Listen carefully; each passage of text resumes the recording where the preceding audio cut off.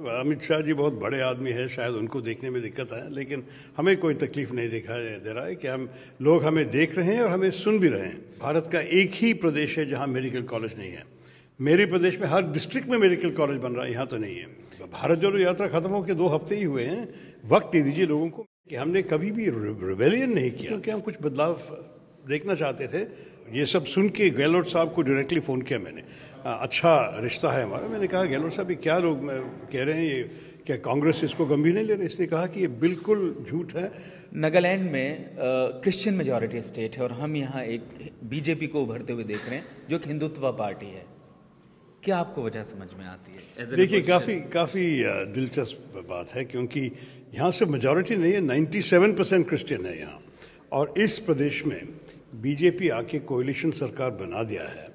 Naturally उनके उम्मीदवार भी क्रिश्चियंस हैं और एक रीजनल पार्टी जिन बीजेपी के समर्थन से जो जीत के आए हैं वो भी क्रिश्चियंस हैं। तो भाजपा का दिक्कत यह है कि जिस किस्म की राजनीति वो हमारे हिंदी बोलने वाले प्रदेशों में करते हैं वो नागालैंड में नहीं कर पाएंगे।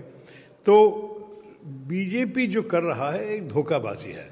वहाँ जाके हिंदुत्व के बारे में बोल रहे हैं, यहाँ आके बोलते हैं कि हम सबको सुरक्षित रखेंगे, नागालैंड की कल्चर को हम सुरक्षित प्रिजर्व करेंगे। ये सब कह के वो लोग चाहते हैं कि नागालैंड उनके नेशनल पॉलिसी को भूल जाए। लेकिन दिक्कत ये भी है कि जब हम क्रिसमस के समय से क्या क्या देखें, कितने आक्रमण हुए हैं, संघ परिवार के आउटफिट्स के आक्रमण चर्चेस पे। अगर आप देखिए कि जहाँ भी झारखंड में, छत्तीसगढ़ में, असम में भी, यहाँ तो नज़दीक है असम, वहाँ भी जाके अगर चर्चेस के ऊपर आक्रमण हो रहा है। और अभी पिछले हफ्ते कोई संघ परिवार के जो जनजाति आउटफिट, धर्म संसद ऐसे कुछ बोल के वो कह रहे हैं कि जो आदिवासियों क्रिश्चियंस हैं उनको कुछ बेनिफिट नहीं मिलना चाहिए, ऐसे बोलने लगा।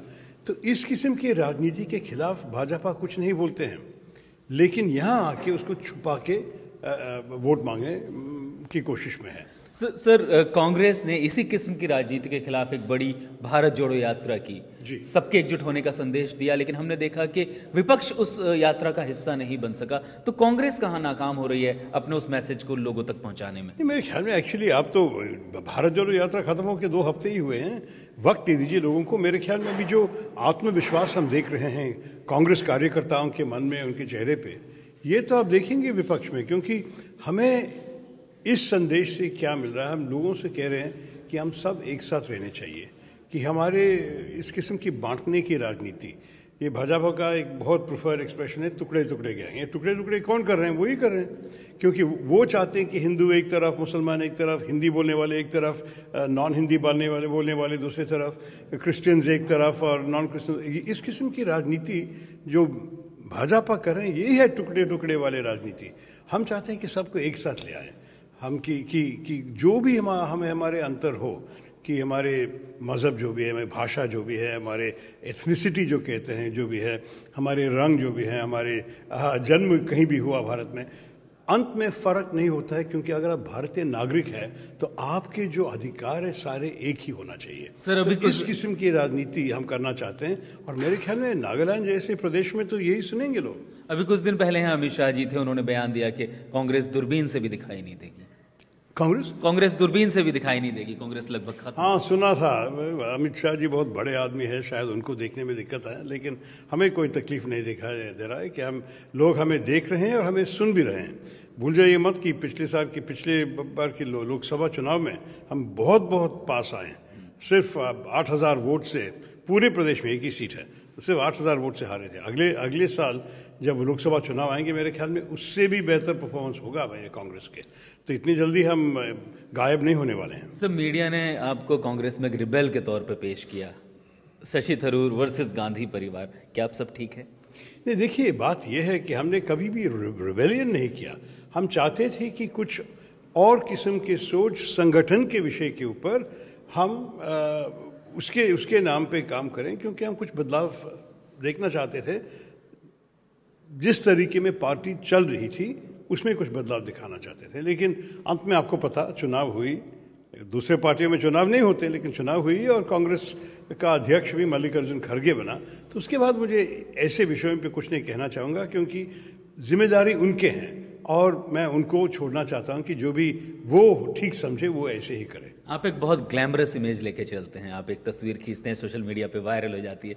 पॉलिटिक्स में आपको इसका फायदा होता है या नुकसान? कोई फायदा नहीं, कोई खर्च ही होता है हमारे समय की, हमारी नींद की, हमारे पैसे की, लेकिन मैं करता हूँ क्योंकि देखिए मैं बचपन से चाहता था कि मेरे जीने से कुछ फ़र्क होना चाहिए दूसरों के जीवन में। और मैं तो जब यूनाइटेड नेशंस में काम किया था 29 साल, तो मुझे मौका मिला इस 29 साल में दुनिया भर के विषय पे इन्वॉल्व होना। वियतनामीज बोट पीपल, वो जो रेफ्यूजीज़ के प्रॉब्लम्स थे, युगोस्लाव के युद्ध में समाधान लेके आने की कोशिश में वहाँ पीस कीपिंग किया था।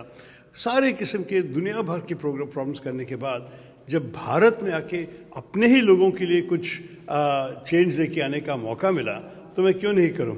तो इस स्पिरिट में आया हूँ और मैं चाहूँगा कि जब तक मुझे लोगों का समर्थन है, जब तक हमारे लोकतंत्र में लोग मुझे वोट दे के मुझे चुन लेता है, तो क्यों नहीं मैं कोशिश करूं उनके जीवन को बेहतर करने की। सवाल घूम के उसी बात पे आना चाह रहा था, एक गंभीर विषय पर।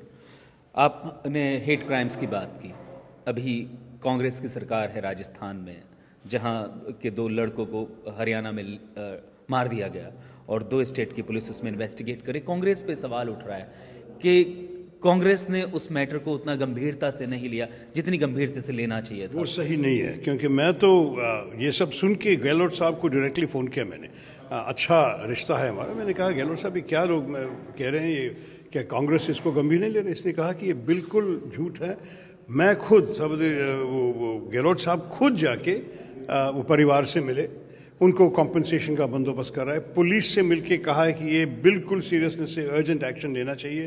राजस्थान पुलिस और हरियाणा में भी, क्योंकि वो लोग शायद वहाँ छुपे हैं, ये सब काम चल रहा है। कांग्रेस ये मामला को बहुत गंभीर समझता है और हम बिल्कुल नहीं चाहते हैं कि लोग इसको भूल जाएं, क्योंकि इस किस्म के आक्रमण, इस किस्म के हेट क्राइम्स जो आप कह रहे थे, हमारे देश में कभी नहीं होना चाहिए। एक सवाल मैं आपके सब्जेक्ट पे पूछना चाहूँगा जिसके आप एक्सपर्ट हैं, इंटरनेशनल डिप्लोमेसी। बीजेपी सरकार और ख़ास करके भारत सरकार आजकल अपने जो एक्सपोजर बयान्स में ये कह रही है कि इंडिया का स्टेटस बहुत बड़ा है ग्लोबली, और G20 हम लोग यहाँ कर रहे हैं, और जिस तरीके से G20 का हम एडवर्टीजमेंट देख रहे हैं, ऐसा महसूस होता है कि हो सकता है अगले चुनाव का एजेंडा ये हो कि भारत में G20 हुआ। मैं आपसे समझना चाहूँगा, जैसे यूक्रेन वॉर चल रहा है और भी कई सारे इंटरनेशनल इश्यूज़ हैं, जो स्टैंड अभी इंडिया ने लिया है इन अ फॉरेन पॉलिसी, जैसे हम रूस की तरफ थोड़ा झुके हुए हैं, वेस्ट को हम अपनी तरीके से मैनेज कर रहे हैं, क्या एज ए डिप्लोमेट आप इसको सही देखते हैं या कुछ और बेहतर हो सकता है? देखिए, एक चीज़ समझना चाहिए कि G20 का जो नेतृत्व है ये तो अल्फ़ाबेटिकल ऑर्डर में होता है। हर 20 देश जो G20 में है, हर एक देश को ये नेतृत्व मिलता है, अध्यक्ष स्थान मिलता है, एक साल करके।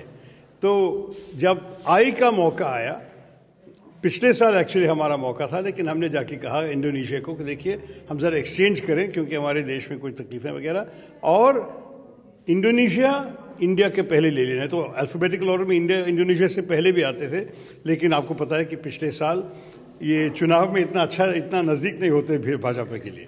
तो अभी इस साल आ गया हमारे मौका, अगले साल चुनाव होने वाला है। नेचुरली हम पूरे देश में देखेंगे कि हम दुनिया के नेतृत्व कर रहे हैं, हम विश्वगुरु है, लेकिन असलियत क्या है? आप दुनिया में कहीं भी जाइए, अखबार खोलिए, क्या पढ़ रहे हैं आप? भारत के बारे में बुरी चीज़ें पढ़ रहे हैं कि हमारे देश में जो मुसलमान के खिलाफ जो कुछ कर रहा है, क्रिश्चियंस के खिलाफ जो कुछ हो रहा है, जिस किस्म की बातचीत संघ परिवार के लोग कर रहे हैं, जो मस्जिद तोड़ के मंदिर बनाना कोशिश कर रहे हैं, इस किस्म की बात, जो भारत का इमेज क्या था दुनिया में, सब लोग एक साथ लेके आके, सब बहुत डाइवर्सिटी के साथ, बहुत स्वरता के साथ जीने वाले देश, और वो इमेज बिल्कुल बर्बाद कर दिया है भाजपा का नेतृत्व। मैं मान लेता हूं कि सरकार ने तो बहुत अच्छी पब्लिसिटी कर रही है, लोग सोचते हैं कि ये असलियत है, लेकिन ये समझने के लिए आपको शायद विदेश जाना पड़ेगा, वहाँ के अखबारों, वहाँ की टीवी पे देखिए कि भारत के बारे में क्या कहा जाता है। और BBC के जो प्रोग्राम आए थे गुजरात के बारे में, उसको भारत में बैन कर दिया, लेकिन विदेश में यही लोग देख रहे हैं। तो आप कभी मत सोचिए कि भारत का इमेज बढ़ गया है। भारत का तो बहुत गुण है, मैं बहुत गर्व से कहता हूँ कि मैं भारतीय हूँ, मैं हिंदुस्तानी हूँ, लेकिन इस सरकार की कई पॉलिसीज़, कई किस्म की नीतियाँ जो हैं दुनिया पसंद नहीं करते हैं। इसके बारे में कोई भी शक नहीं होना चाहिए आप लोग। बस सर, आखिरी सवाल, आप अभी नागालैंड में हैं, मैं आपसे जानना चाहूँगा यहाँ का आपका एक्सपीरियंस कैसा रहा? क्या आपको यहाँ अच्छा लगा? क्या आपको लगा कि और बेहतर हो सकता था? पर्सनल भी मैं पूछ रहा हूँ, कुछ किसी चीज़ में आपको? मैं तो जगह तो अच्छा लगा, लोग भी बहुत अच्छे लगे, बहुत हॉस्पिटेबल है, बहुत वार्म लोग हैं, लेकिन इस प्रदेश में जो अनफुलफिल पोटेंशियल है, जो विकास नहीं हुआ है, जो एक क्या कहते हैं प्रॉमिस लगा के सरकार गायब हो जाते हैं, इस देश में ये भारत का एक ही प्रदेश है जहाँ मेडिकल कॉलेज नहीं है। मेरे प्रदेश में हर डिस्ट्रिक्ट में मेडिकल कॉलेज बन रहा है, यहाँ तो नहीं है। दूसरी बात यह है कि यहाँ जो नागालैंड के लोग जो हैं उनके लिए जो भी विकास का प्रॉमिस दिया था अब तक नहीं हुआ है। ना एक Indian institute of science education research, ना एक कैंसर सेंटर। 20 साल से एक स्पोर्ट्स स्टेडियम बना रहे हैं यहाँ दीमापुर में, 20 साल से। अब कहीं सुना है कि 20 साल लगता है एक स्टेडियम बनाने के लिए? ये पैसे सब कहाँ जाते हैं किसी को पता नहीं है, लेकिन बिल्डिंग्स नहीं आ रहे। हाई कोर्ट, हम अब गुवाहाटी में 7 हाई कोर्ट्स थे और 7 हाई कोर्ट एक ही जगह में थे, तो उसको सेपरेट करके हर एक प्रदेश में एक हाई कोर्ट देने वाला था। नागालैंड 3 प्रदेश में हाई कोर्ट बिल्डिंग हो चुके हैं, नागालैंड में कोई बिल्डिंग दिखाई नहीं दे रहा। तो इस जो भ्रष्टाचार हमारे प्रदेश में हम देखते हैं, जिस किस्म की करप्शन नागालैंड में है, ये मेरे ख्याल में लोगों का सबसे बड़ा दुश्मन है, ये करप्शन, ये भ्रष्टाचार। और उसके बाद जब विकास नहीं होता है तो नेचुरली रोज़गार की भी कमी होती है। मैं तो बहुत जवानों से बात की है, सब कह रहे हैं क्योंकि 2 सबसे बड़े चिंता है, एक तो रोज़गार नहीं है, दूसरा है कि उनको भ्रष्टाचार में सब कुछ गायब हो रहा है इस प्रदेश में। तो जो पोटेंशियल है बहुत अच्छा है, लेकिन बहुत काम करना चाहिए। जो भी हमारे राजनेताओं वादा देते हैं वो वादा पूरित करने के लिए भी तैयार होना चाहिए।